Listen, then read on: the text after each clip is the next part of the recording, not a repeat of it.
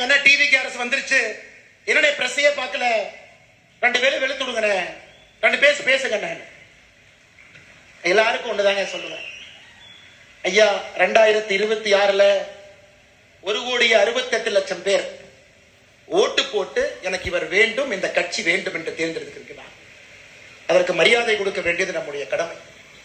இவங்க எல்லாம் ஏதோ ஒரு 10 வருஷம் 5 வருஷம் 20 வருஷம் இவங்க எல்லாம் எம்எல்ஏ கிடையாதுங்க. தட்டு தடுமாறி அரசியல்ல இன்னைக்கு எம்எல்ஏ ஆனவங்க தான் பல பேர். டிவி எல்லா அமைச்சர்களும் முதல் முறை அமைச்சர்கள் அண்ணன் செங்கோட்டையன் அவர்களை தவிர எல்லாரும் ஃபர்ஸ்ட் டைம். கொஞ்சம் தடுமாறத்தான் செய்வாங்க. தடுமாறும் பொழுது ஒரு நல்ல சமுதாயமாக இருந்தால் தூக்கி பிடிச்சுதான் விடணுமோ தவிர கீழே அழுத்தக்கூடாது என்பதில் தெல்ல தெளிவாக இருக்கின்றோம். ஏன்னா இந்த நம்முடைய வீதி லீடர்ஸ் அமைப்பு என்பது இங்க வந்திருக்கக்கூடிய வாலண்டியர்ஸ் நாம் எல்லோருமே மூர்க்கத்தனமாக அதிகாரத்தை பிடிப்பதற்காக நம்ம வரல. ஆணவத்தோடு நாம் இந்த அமைப்பு ஆரம்பிக்கலைங்க. பவருக்கு வரணுங்கிற ஒரே குறிக்கோளுக்காக நாம இங்க இல்லைங்க. நல்ல சமுதாயத்தை தமிழகத்தை உருவாக்க வேண்டும் என்கின்ற ஒற்றை நோக்கத்துலதான் இந்த அமைப்பும் இருக்கும், நம்முடைய அரசியலும் இருக்கும். அதுல எந்த மாற்று கருத்தும் இல்லை. அதனாலதான் நம்ம பல இடத்துல பேசுறோம். அண்ணே இனி விஜய் சார் என்னை கூப்பிடுவோம், சிஎம் சார் என்னை கூப்பிடுவோம். சிஎம் சார் ஒரு ஆர்டர் போடுறாரு. ஒரு வழிபாட்டு ஆலயங்களா இருக்கட்டும், கல்லூரிகளா இருக்கட்டும், அங்கிருந்து 500 மீட்டருக்குள்ள எந்த டாஸ்மாக் இருந்தாலும் நாங்கள் மூடுவோம். 717 டாஸ்மாக் மூடுறோம் சொன்னாங்க. நாம செய்த கள ஆய்வுல ஒரு இடத்திலும் இன்னும் நூற்றுக்கணக்கான டாஸ்மாக் 500 மீட்டருக்குள்ள இருக்கு. அதையும் நாம் ஒரு தீர்மானமாக சொல்லி இருக்கின்றோம். இதையும் நீங்க பேசுங்க. ஆனால் நம்மை பொறுத்தவரை இந்த அமைப்பு மூலமாக ஒரு அரசுக்கு அழுத்தத்தை கொடுக்க வேண்டும் என்று சொல்வதை விட ஆரோக்கியமான அரசியலை செய்து அந்த அரசுக்கு வலியுறுத்தணும். சொன்னதுக்கு அப்புறம் கேட்கலினா அது வேற வழிங்க, அது வேற வழி. இன்னைக்கு சொல்றோம், கேட்பாங்கிற நம்பிக்கை நமக்கு இருக்கு. அதனால் அடுத்த 1 ஆண்டு காலம் நாம் சொல்லத்தான் போகின்றோம். செய்யுங்க. ஜூலை 1ஆம் தேதி 39 பக்கம் வெள்ளை அறிக்கை நம்ம கொடுத்தோம். வந்திருக்கக்கூடிய டாக்டர்ஸ் எல்லாம் சேர்ந்து உருவாக்குனது. வெள்ளை அறிக்கையில எப்படி நீங்க போதையை கட்டுப்படுத்தணும், 5 ஆண்டு காலம் உங்க இலக்கு எப்படி இருக்கணும், முதல் ஆண்டு என்ன செய்யணும், 2வது ஆண்டு என்ன செய்யணும், 3வது ஆண்டு என்ன செய்யணும், மாநில அரசுக்கு அதை கொடுத்திருக்கின்றோம். அதை பார்த்து நீங்க செஞ்சீங்கன்னா எங்களுக்கு சந்தோஷம், செய்தினாலும் சந்தோஷம். ஏன்னா மக்கள் பார்த்து கொண்டிருக்கின்றார்.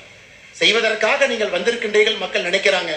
அதனால் நீங்கள் ஆரோக்கியமான அரசியலில் ஈடுபடுவீங்க. எதற்கு அதை சொல்றாங்க? இதற்கு முன்பு திமுகவினுடைய அரசு இருக்கும் பொழுது கல்லூரியில பேச கூப்பிடுவாங்க. ஒரு கோயம்புத்தூர்ல தனியார் கல்லூரிக்கு பேச போனேன். 1 வாரம் அந்த கல்லூரியில பவர் கட், 1 வாரம் கட். அந்த கல்லூரியினுடைய தாளாளர் போன் பண்ணாரு, உங்களை கூப்பிட்டு மாணவர்கள்ட்ட நல்லது பேசுவீங்கன்னு கூப்பிட்டோம். 1 வார காலம் கரண்ட கட் பண்ணிட்டாங்க. என்ன சொன்ன தெரியுங்களா? அப்படித்தானே இருப்பாங்க. நீங்க அந்த அமைச்சரை பார்த்து ஒரு சாரி கேட்டு வந்துருங்க. என்னன்னு இப்படி சொல்றீங்க? அண்ணே, இது எனக்கும் உங்களுக்கும் இருக்கக்கூடிய பிரச்சனை அல்ல, கல்லூரி மாணவர்கள் சம்பந்தப்பட்ட பிரச்சனை. உங்களை நம்பி எத்தனையோ பேர் கல்லூரியில வேலை பார்க்கிறாங்க. இதை தமிழ்நாட்டு மக்கள் பார்த்து கொண்டிருக்கின்றார்கள். ஆணவத்தோடு யார் அரசியல் செய்தாலும் இந்த மண் அவர்களை விடாது என்பதற்கு 2026 தேர்தல் ஒரு சாட்சி. அருமை சொந்தங்கள், அதனால் நம்முடைய வேலையை செய்வோம். நம்ம எந்த அரசியல் குழப்பமும் வேண்டாம். இது ஆரோக்கியமான அரசியல் கட்சியா மாறத்தான் போகிறது. 2031 தமிழ்நாட்டு மக்கள் முன்பு நம்முடைய அரசியல் கட்சி தமிழ்நாட்டு மக்கள் முன்பு நிற்கும். ஆரோக்கியமான அரசியலுக்காக நிற்போமோ தவிர அற்ப அரசியலுக்காக, அதிகாரம் வேண்டும் என்கின்ற அரசியலுக்காக, ஒரு மனிதனை கீழே தள்ள வேண்டும் என்கின்ற அரசியலுக்காக இன்னும் பெட்டரா காட்டுவோம், பெட்டரா கொடுப்போம், பெட்டரா சொல்லுவோங்க, இன்னும் பெட்டரா செய்வோம், பெட்டரான தலைவர்களை அறிமுகப்படுத்துவோம், நல்ல மனிதர்களை கீழே இருந்து பிடிச்சிட்டு மேல கூட்டிட்டு வருவோம். மக்கள் அந்த வாய்ப்பு நமக்கு கொடுக்கத்தான் போறாங்க. அதனால் எதை பற்றியும் கவலை உங்களுக்கு வேண்டாம் அருமை சொந்தங்களே. அடுத்த 6 மாத காலம் நம்முடைய இலக்கு தெளிவு. 6 மாத காலம் என்ன செய்ய வேண்டும் என்பதிலும் தெளிவாக இருக்கின்றோம். அதை நாம் செம்மையாக செப்பனை செய்வோம். பாரதிய ஜனதா கட்சி நான் சார்ந்திருந்த கட்சி. பாரதிய ஜனதா கட்சியிலிருந்து நிறைய தொண்டர்கள், தலைவர்கள் இங்க வந்திருக்கிறாங்க. நிறைய கட்சியிலிருந்து வந்திருக்கிறாங்க. அதிமுகவிலிருந்து வந்திருக்கிறாங்க, திராவிட முன்னேற்ற கழகத்திலிருந்து நிறைய தலைவர்கள் முன்னாடி இருக்கிறாங்க. எல்லா கட்சியிலிருந்து வந்திருக்கிறாங்க. சமீபத்தில் எனக்கு ஒரு கட்சியிலிருந்து வெளியே வருவது, ஏன்னா இந்த மேடையில பேசணும், நான் எங்கேயும் பேசவே இல்லைங்க. ஒரு கட்சியிலிருந்து வெளியே எதற்காக வருகின்றோம்? அந்த கட்சியின் மீது கோபம் ஒரு பக்கம், ஆமா. அந்த கோபத்தை எப்படி காட்டணும், அதுக்கு ஒரு பொறுப்புணர்ச்சி வேண்டும், ஆமா. இன்றும் பெட்டரா தமிழ்நாட்டு மக்களுக்கு இன்னும் சிறப்பாக செய்யக்கூடிய ஒரு பாதை இருக்கும் பொழுது அந்த பாதையை தேர்ந்தெடுக்கிறோம். யாரை பற்றியும் 38 நாட்கள் தவறா பேசல.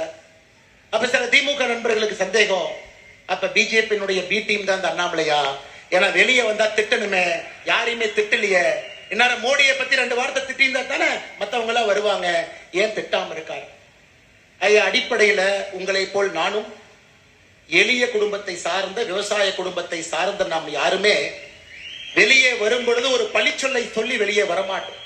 ஐயா, இன்னொரு பாதை இருக்கு, இந்த பாதையில போறோம், மக்களுக்கு நல்லது செய்யறோம். இப்ப அடுத்த கேள்வி, அண்ணாமலை நீ தேசியவாதியா? இருமாறுப்புடன் சொல்வேன், நான் ஒரு தேசியவாதி. இந்தியனா தமிழனா? எதுக்கு இதுல பிரச்சனை? இந்தியன் என்பதிலே எப்பொழுதும் ஒரு கர்வம். அந்த இந்தியால தமிழ்நாடு முதன்மை மாநிலமாக வர வேண்டும் என்பதற்காகத்தான் இந்த போராட்டம். இல்ல நீங்க பெட்னால போய் ஒண்ணு பேசுறீங்களே, ஏதோ இப்படி பேசுறீங்களே அப்படி பேசுறீங்களே. இன்னைக்கும் நான் சொல்றேங்க, என்னுடைய மதம், நான் ஒரு ஹிந்து. திருநூறு வைக்கிறேன், பொட்டு வைக்கிறேன், குங்குமம் வைக்கிறேன்.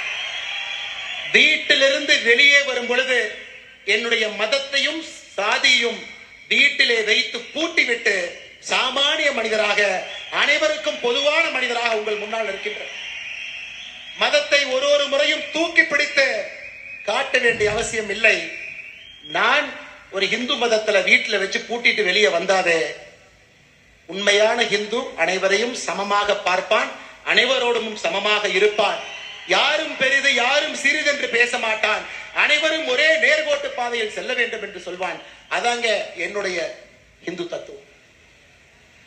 இல்ல கரூர்ல இனாம் நிலத்தை கொடுத்துட்டாங்க, 3000க்கு மேற்பட்ட ஏக்கரை கொடுத்துட்டாங்க, அதை நீங்க டிவிக்கு அரசுக்கு சப்போர்ட் பண்ணி அறிக்கை விட்டுருக்கீங்க.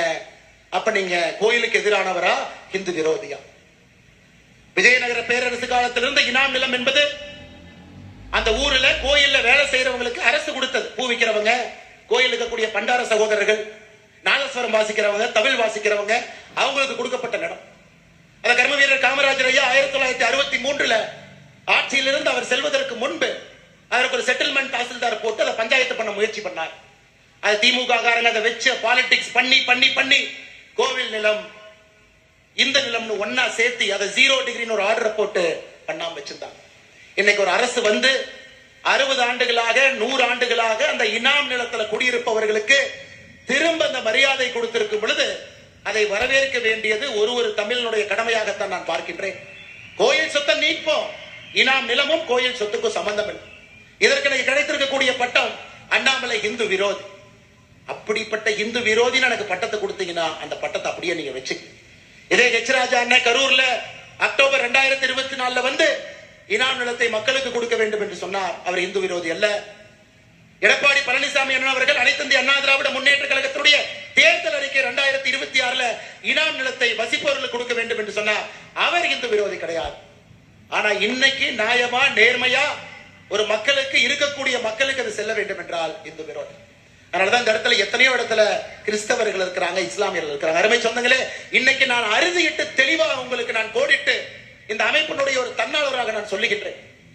மதம் என்பது இந்த அமைப்புக்கு வெளியே, சாதி என்பது இந்த அமைப்புக்கு வெளியே. ரைட் ஹேண்டு லெப்ட் ஹேண்டு இந்த சாதி மதத்தை வைத்து இத்தனை காலம் அரசியல் செய்து பட்டது போதும். உங்கள் மதம் உங்களுக்கு பெரிது, என் மதம் எனக்கு பெரிது. அதை வீட்டிலே பூட்டி விட்டு வெளியே வரும் பொழுது அனைவருக்கும் பொதுவான சமமான ஒரு தமிழனாக, ஒரு இந்தியனாக, ஒரு மனிதனாக நம்முடைய வாழ்க்கை இருக்கட்டும். அருமை சொந்தங்கள், ஏன்னா இன்னைக்கு கோடிட்ட வேண்டும். நாம் இந்தியன் என்பதிலே பெருமிதம், அதில் எந்த மாற்று கருத்து வேண்டாம். அந்த அரசியலுக்குள்ள நம்ம போக வேண்டாம், அந்த அரசியல் நமக்கு வேண்டாம். அந்த சாக்கடை அரசியலுக்குள்ள நம்ம போக வேண்டாம். தமிழன் என்று சொன்னால் இந்தியனுக்கு எதிரியா? இந்தியன் என்று சொன்னால் தமிழுக்கு எதிரியா? நமக்கு அந்த அரசியல் வேண்டாம். நம்முடைய அரசியல் என்பது ஒருங்கிணைந்த இந்திய அற்புதமான இந்த நாட்டில், பாரத நாட்டில் முதன்மையாக தமிழகத்தை மாற்றுவதற்காகத்தான் இந்த அமைப்பு, அதற்காகத்தான் நம்முடைய உழைப்பு, அதற்காகத்தான் உங்களுடைய உழைப்பு, இந்த இயக்கம். அருமை சொந்தங்கள்,